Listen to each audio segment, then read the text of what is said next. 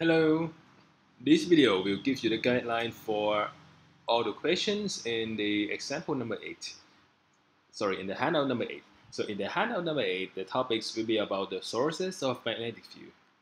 So the idea is the magnetic field B at the point P or the point of interest. Yeah, you can get the magnetic field B from any of a moving charge.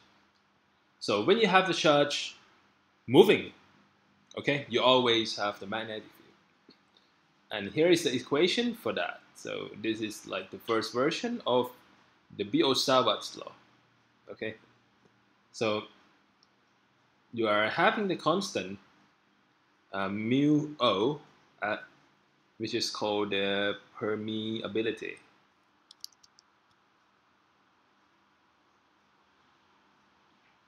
Okay, and the mu zero is approximately 4 pi times 10 to the minus 7. Okay, so sometimes that if you see the constant for mu 0 over 4 pi, yeah, you can just write this down as a 10 to the minus 7. Okay, and let's say that the unit of the mu 0 is Tesla, so B is Tesla.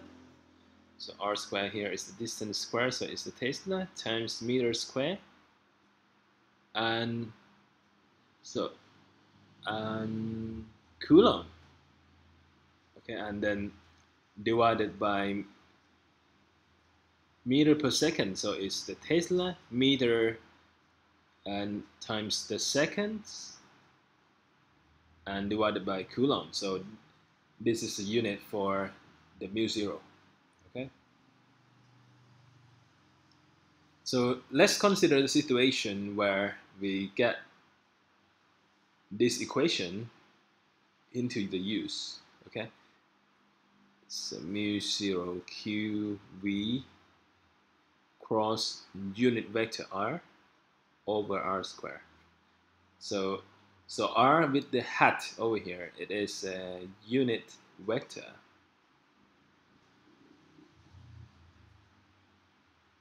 in the direction from source to the point of interest.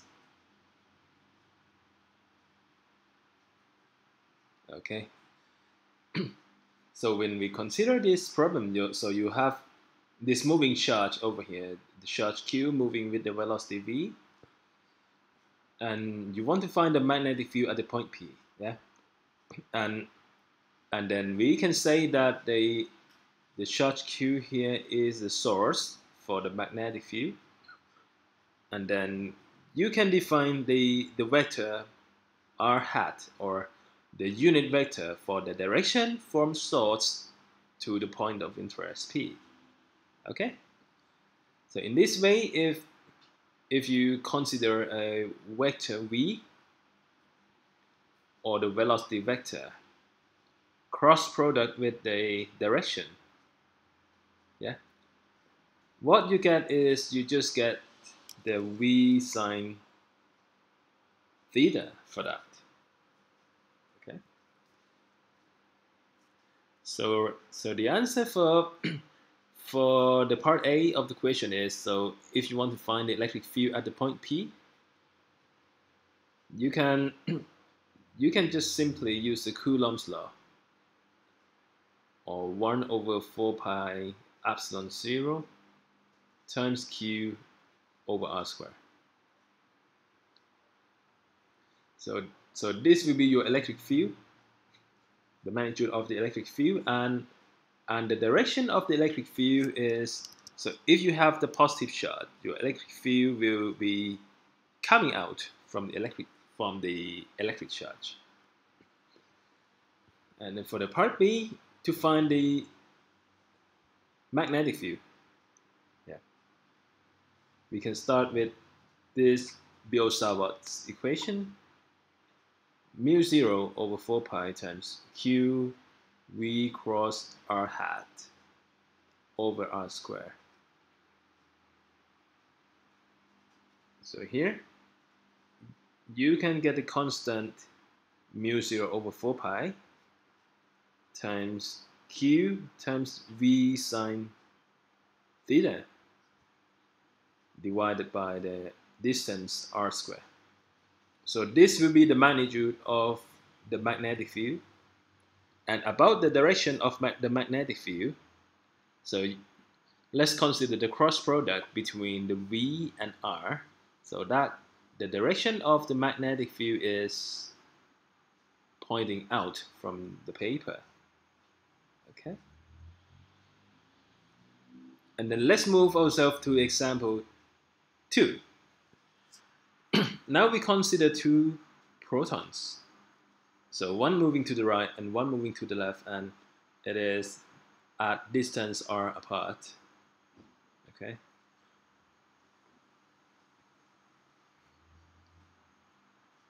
So the question asks you to show that the ratio of the magnetic force on the electric force on each proton is equal to epsilon mu v square. So let's consider the upper proton. Okay. So at the upper proton,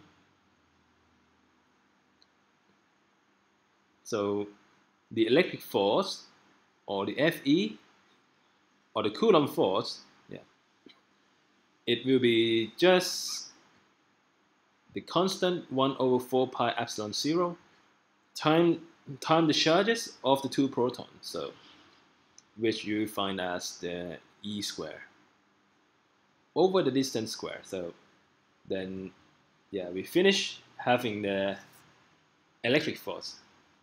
But for the magnetic force, in order to calculate the magnetic force,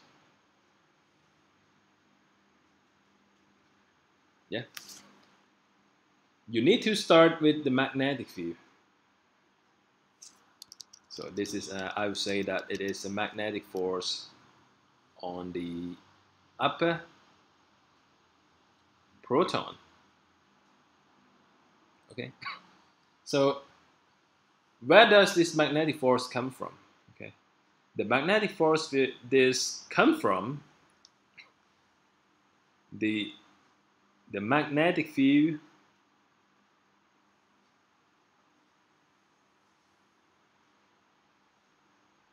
generated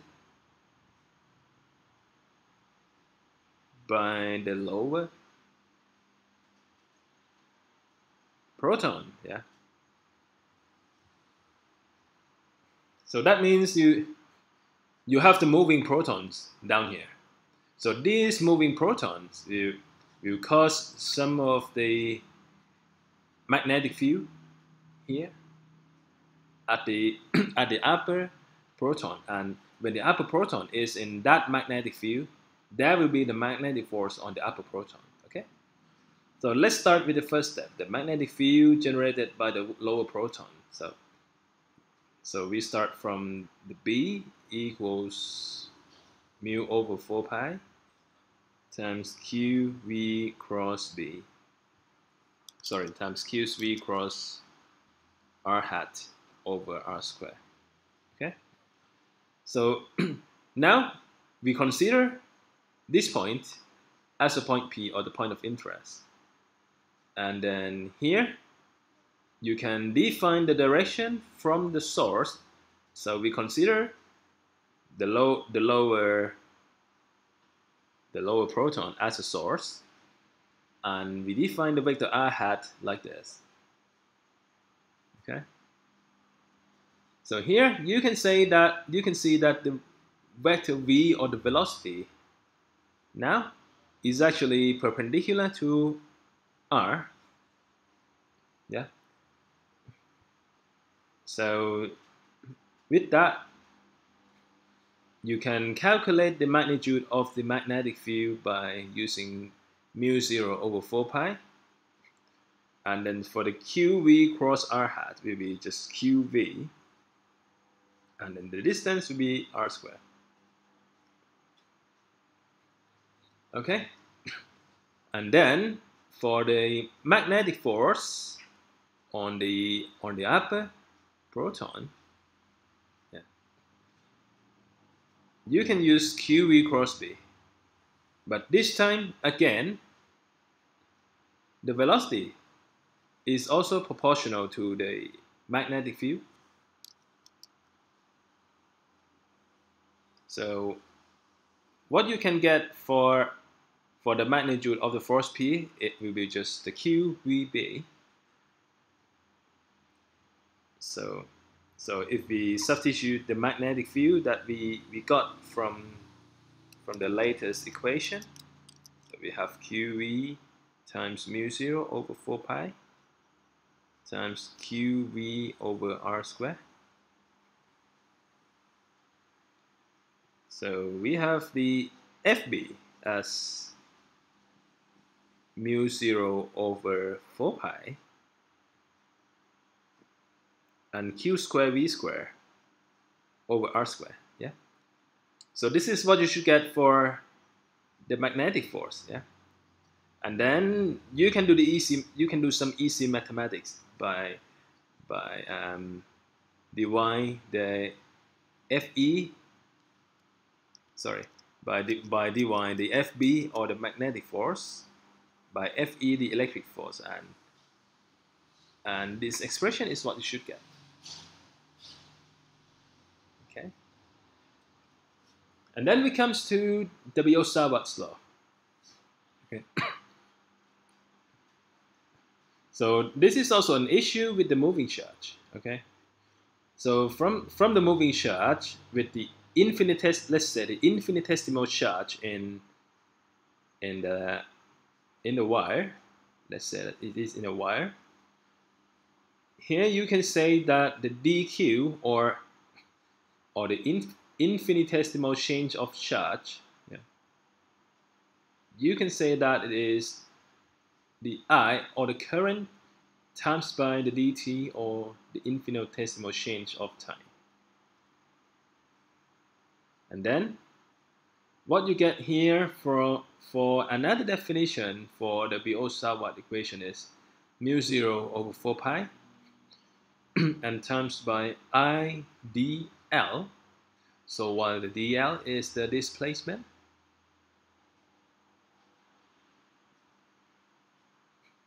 and displacement is calculated from the velocity times by the infinitesimal time. Okay, so it's I dl cross the r hat, cross the direction again, and then divided by r squared. So where the r hat is also the direction from the source.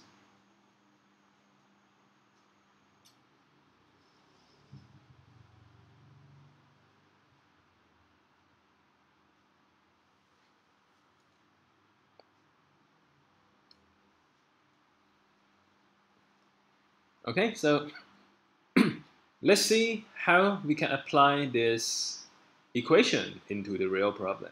Okay?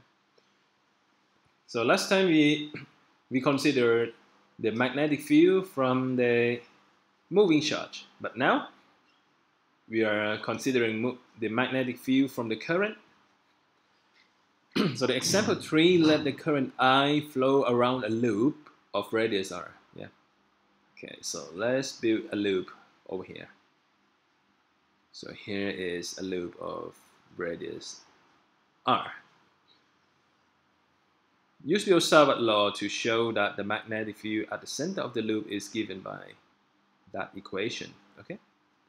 So now I will just try to define a small displacement of the current, and then I'll just define I to flow around a loop in some direction. It could be either clockwise or counterclockwise. And then again, we consider the small length dl as a source, and the vector r hat is a vector from the source. For that,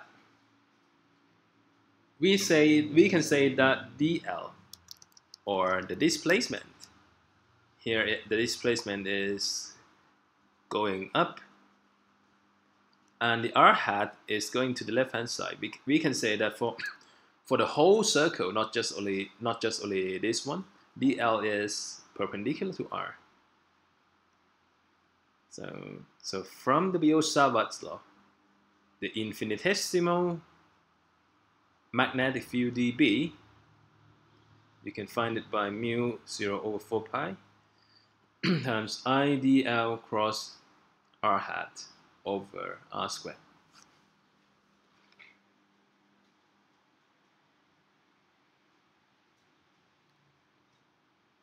So this will become the mu 0 I over 4 pi and times by dl. Okay, so when dl and r is perpendicular, we can say that dl cross r hat is just only the dl in in an outward direction. Okay, and over r squared.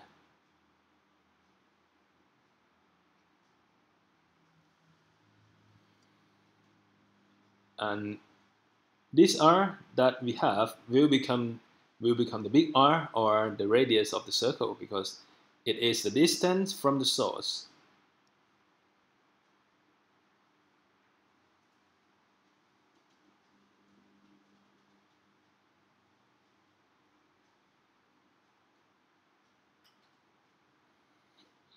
So now we get a whole expression of dB, and it is ready for the integration. Yeah. So the total magnetic field at the center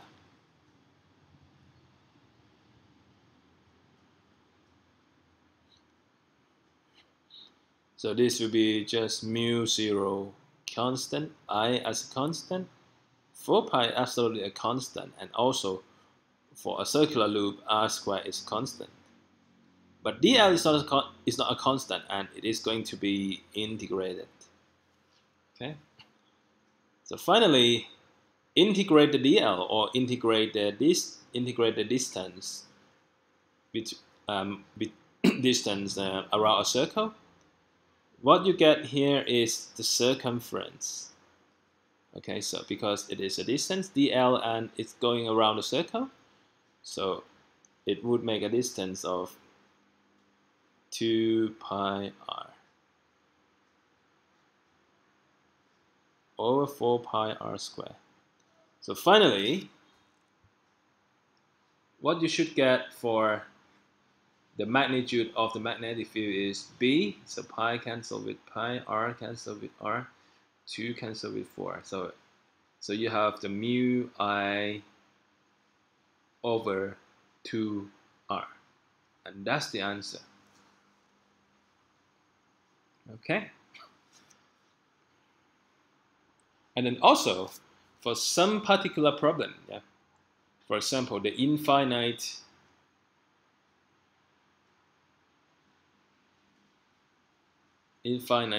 current,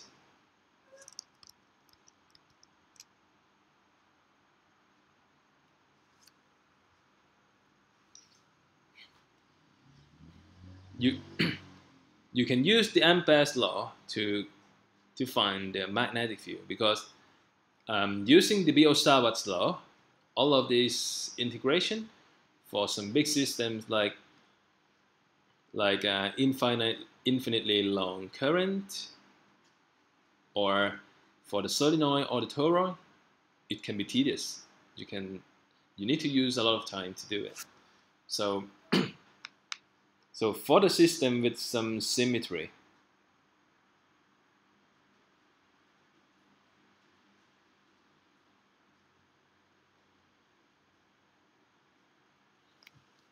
you use the Ampere's law.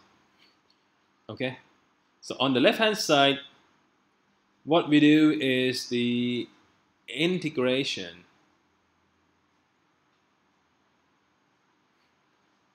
over an Ampere's loop. Okay, so just like Gauss' law, so this integration, it should be very easy, very simple integration really. Otherwise, there is no point of doing the Ampere's law. Okay.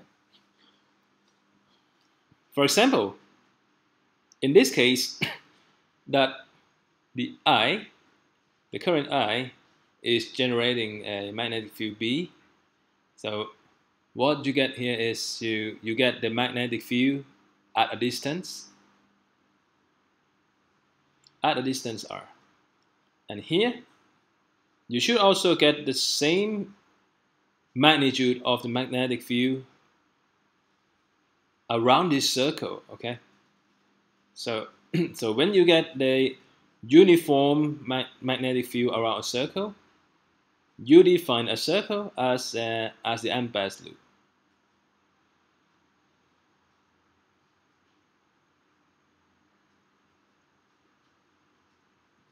Yeah. So in this way, if you integrate, do the loop integral for B over dl, you get mu 0 I n close. Okay. So I in C here, it is the total current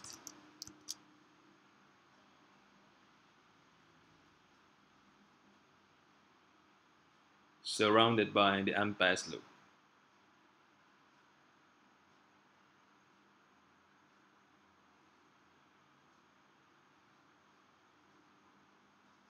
Okay, so when we define the loop as a circle, yeah,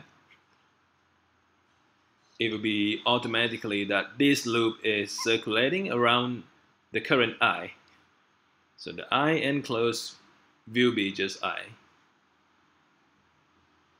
And the integration on the left-hand side will be the B times the circumference, or B times 2 pi r.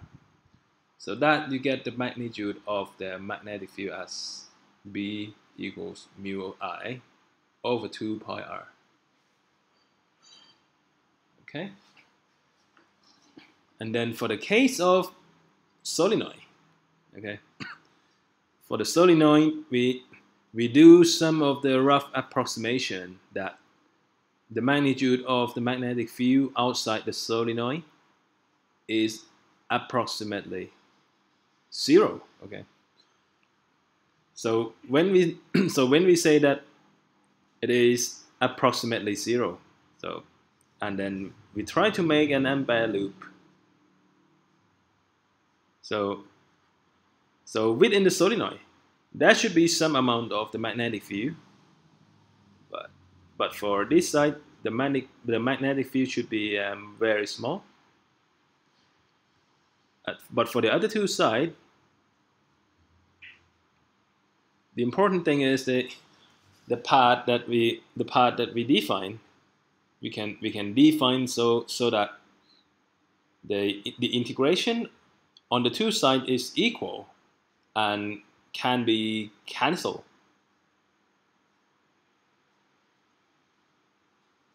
Okay. So if we begin with the Ampere's law,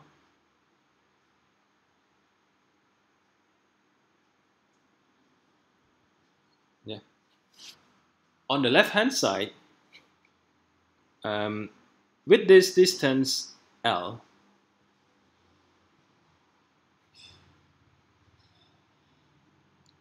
you just get BL for this integration, because apart from this side, the upper side or the left side or the right side, they are 0, or they might just be cancelled. So you got to integrate just only the part within the solenoid.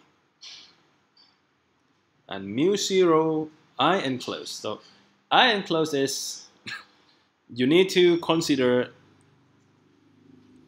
the number of the current that you do the Ampere's loop, because in the solenoid, if you draw a loop to cut the solenoid, yeah, you are going to enclose more than one current, okay, which in this way you are enclosing n current of I. So finally, you rearrange your equation. What you get is the magnetic field is mu0 Ni over L. Or we can consider the N and L as the solenoid density, or the number of turns per length.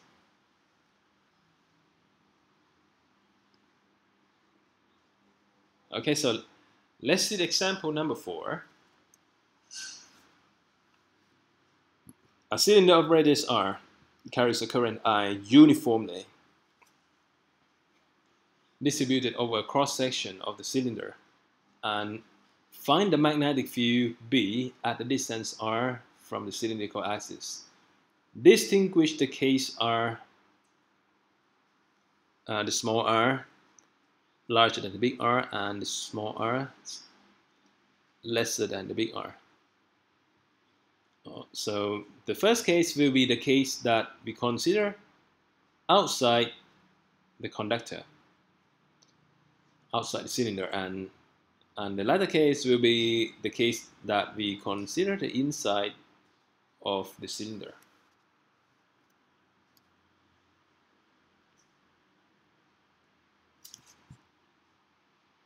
Okay?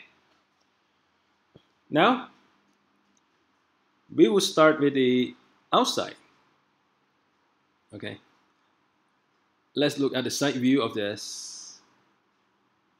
Okay, so we have the current I flowing in this direction, and we got a cylinder with the radius big R, and then if we construct an ampere loop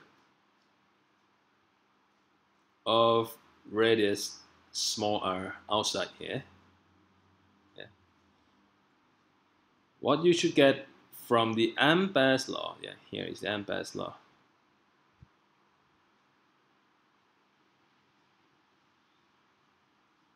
is on the left hand side, you just have simply B times the 2 pi r, or the circumference, and the I over here will be the total I, or the total current of the conductor. And finally, you should get the magnitude of the magnetic field inside, let's say outside, as mu0 I over 2 pi r. So if you make a plot, you still get like B out inversely proportional to the distance.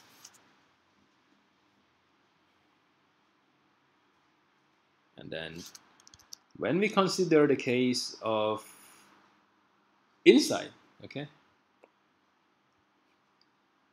suppose that this is the cross section of the conductor of radius r. But if we try to build an ampere loop, well, inside, okay, so you can say that the current that is enclosed by the ampere loop, now it is not the total current anymore, but it is like a small portion of the current. Okay, so that the I enclosed, and in this way, it is the total I times the small area, or the shaded area, of pi r square, and divided by the large area, the pi r square. Okay. So now when you do the Ampere's law,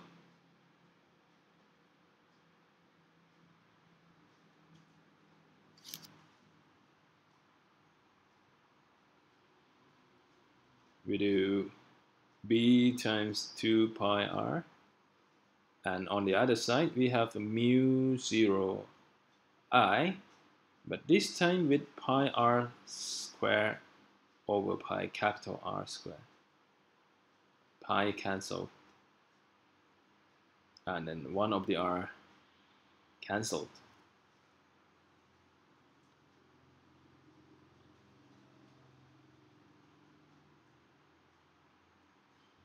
So in this case, we get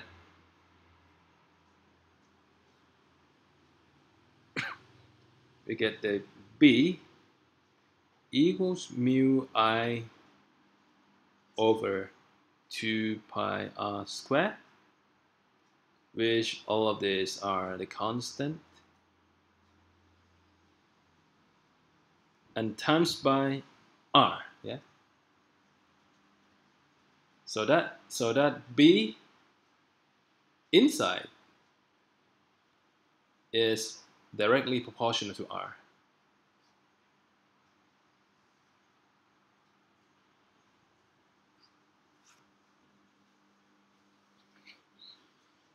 So when you combine two cases together, yeah, you can see that the function of the magnitude of magnetic field as a function of r,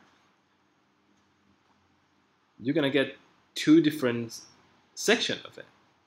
So inside the cylinder and outside the cylinder.